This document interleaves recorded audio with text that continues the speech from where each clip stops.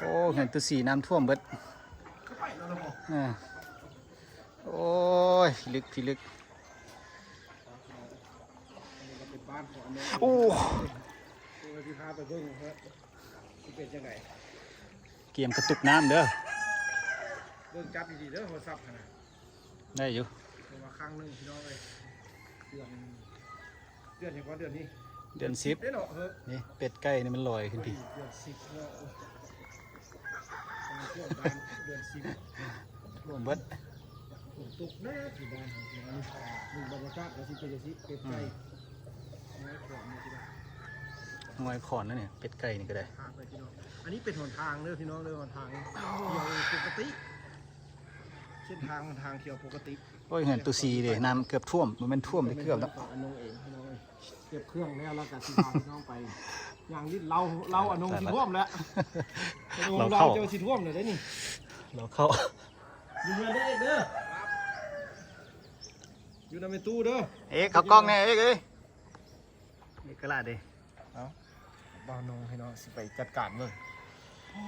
หนูเลิกนี่นะคือเศร้านี้ยังบุญเลิกแบบนี้เด้แม่นฟืนเจ้าเฮียไปเบิดแล้วน้องแม่ละมือเป็นตะเมียนฟืนวะอันนี้เป็นสภาพน้ำท่วมบ้านนาวายได้นี่เด้อหนทางเด้อพี่น้องอันนี้นะหนทางเส้นทางเที่ยวปกติฝากอีกฝั่งนึงเดี๋ยวสิพาข้ามไปฝากหนทางดูเป็นยังไงว้าตายละอันนี้เป็นหนทางเที่ยวปกติพี่น้องเลยเฮ้ยทักกล้องไหนหนาวเล่นหนาว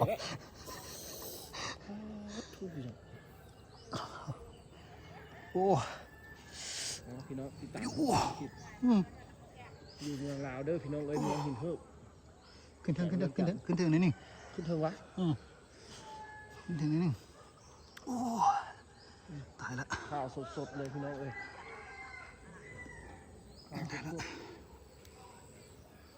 นี่ท่วมนี่เขาแถวนี้บ่มีเคลื่อนมันบ่นงบ้านเจ้าบ่มีเคลื่อนติ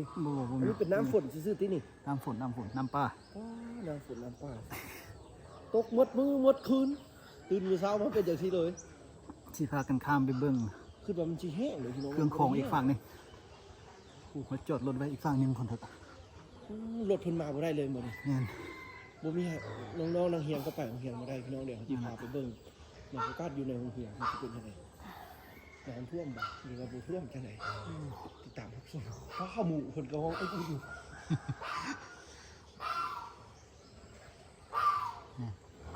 ลึกพี่น้องน้ำนะยอมอกเลยสูงระดับแมตปลายแมต60นะท่วมเบิดบางคนก็สิเกียบนะโอ้ขันตกอีกมือแรงนี่แล้วแมนอยู่บนไรแถวนี่นะโอ้ท่วมเบิดเลยพูดนะท่วมเบิดเป็นแถวน้ำกระโดดเอาไปอยู่แล้วน้ำทางเที่ยวปกติเลยพี่น้องเลยไกลนี่ขึ้นอยู่เถิงไปละ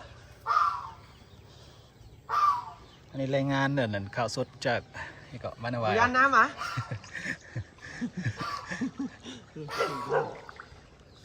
มีคนเพื่อนอันนี้ยังเป็นหมู่บ้านที่แบบดังเดิมนะพี่น้องบ้านนาวายโอ้น้ำไหลมาถึงพุ่นน่ะนี่อันนี้ก็น้ำท่วมเบิดอันนี้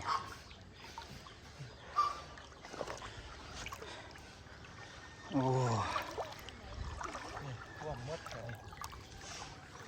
ไปย่านน้ำน่ะเยี่ยมเครื่องโอ้เงินจะสูงว่าเป็นอย่างดอกเงินสูงสิให้ดึงตู้กันโอเคของเงินบนมันไหลท่าเขาเลยเอามือป้าติ้งนี่แหละทางเกี่ยวนี่บ้านนี้ได้เงินดังเลยบ้านนาวายบุญตู้คนลานเพิ่นส่องลานมันทำไมเหือนนี่แจ้งมาอ่ะโป้ไปแจ้งมาคืออนามัยมานายรถนายลานคนมาบนสูงนี่โอ้สระน้ำเนาะโอ้น้ำไหลมาที่ทางนี้เฮ็ดดับเหรอ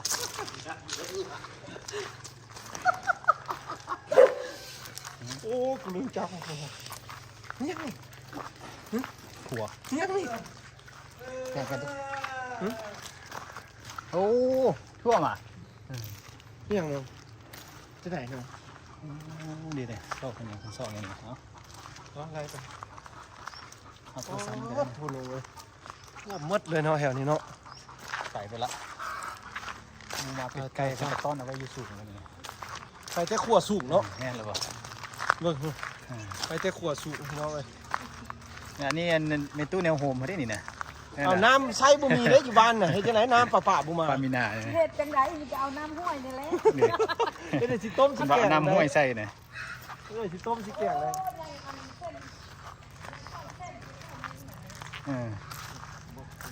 เอาเลยใครได้ครัวข้ามบ้านนี่บ่แม่นบ่ท่วมเนาะ เอาไปสิจับ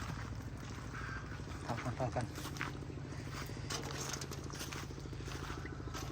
ใครได้บนฟ้านี่บ่ท่วมนี่แม่ป้าไปใช่มั้ยแม่ป้าไปเบิ่งน้ำเหรอ จะเศร้าอย่ามือไก่ลงแล้วคุณว่าเนี่ย รีนำมาเลย แม่ป้านี่นะเอ้ยเพิ่นมากับเอ้ยเพิ่นสองคนโอ้แหงหนักเลยพี่เฮ้ยจริงพูดไปเบิ่งกี่ลุ่มเลย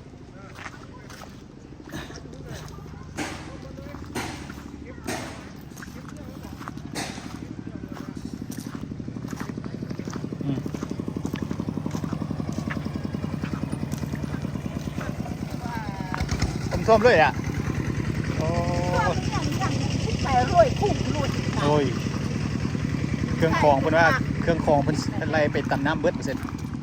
เห็นป่ะคือส่วนเขาสิเอารถมาไว้อยู่ถึงที่เบิดนี่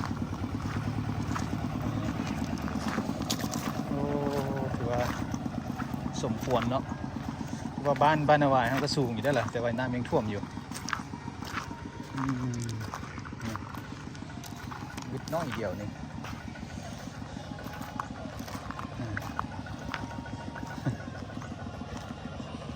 เนี่ยจู้เพิ่นก็นั่งอยู่เงินเลย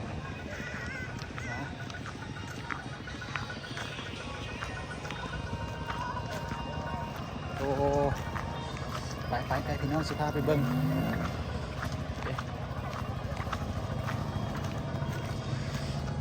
ท่วมเบิดอันนี้เราฝากทางฝากตัวมาปิดใกล้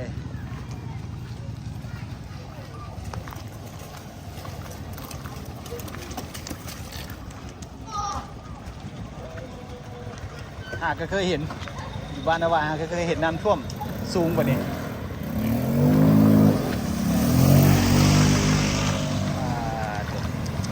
อันนี้บอนสูงที่สุดเลยนี่โอ้นี่คนส่งนะแม่เปิดบริการคนส่งเนี่ยทำช่วงว่ะ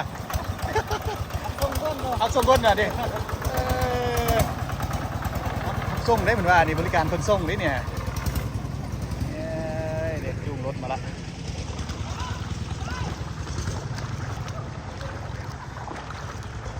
น้ำท่วมพี่น้องเอ้ยบ้านเมื่อวานนี่นะจูงรถจูงรางมาแล้วเนี่ยรถดับแล้วรถดับนะ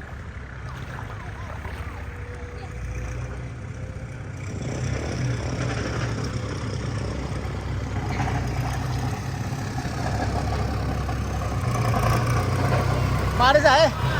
ไปใส่รอเรียนรอเบิ่งน้ำอ่ะ โอ้ถ้าใครอายมาดิเอารถมาจากคนนี้เนี่ยสิมาบ้านมาที่นี่รถสูงนี่ยังได้อยู่รถสูงยังข้ามได้อยู่พี่น้องแต่ว่ารถต่ำนี่น่าจะไปไม่ได้คุณนะเพียงของเข้า